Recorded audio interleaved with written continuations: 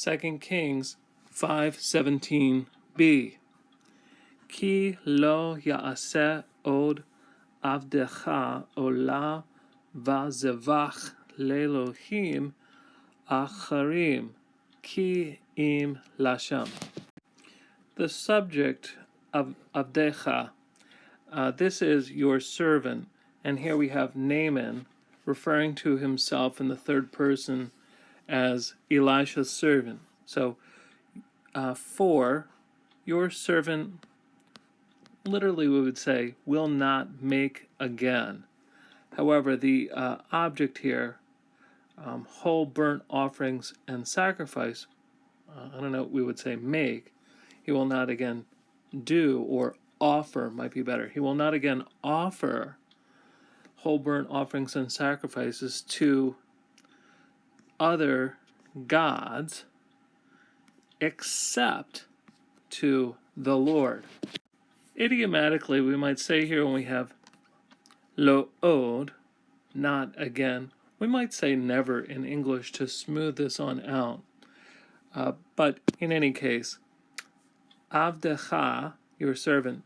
So this is just a normal singular noun, and on the end of it we have the two ms pronominal suffix. So this is your servant, and he's been referring to himself in this way previously. So this is part of this whole circumlocution, not speaking directly to Elisha, who he's treating like a superior, but rather speaking of himself in third person, and again, even using in the previous part of the verse, the passive voice, right? May 2 loads of dirt be given to me. One other thing to note here in this part of the verse, ki-im, again, this is sort of a phrase together, and we have ki and im together. This would have, according to Gazanius, in, 163, this is acceptative.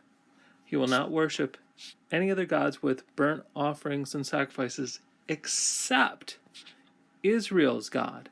And so then this explains sort of Naaman's strange request for these 2 loads of dirt, because previously he'd been saying that he couldn't imagine bathing in the water of Israel because it's not nearly as good as the water in Aram, but now he wants 2 loads of earth. But this somehow relates to the fact that he wants to sacrifice only to Israel's God. So what we can see in his theology is Naaman is attaching the Lord, Israel's God, as a patron deity of that people. He's not seeing him as the Lord of all the earth.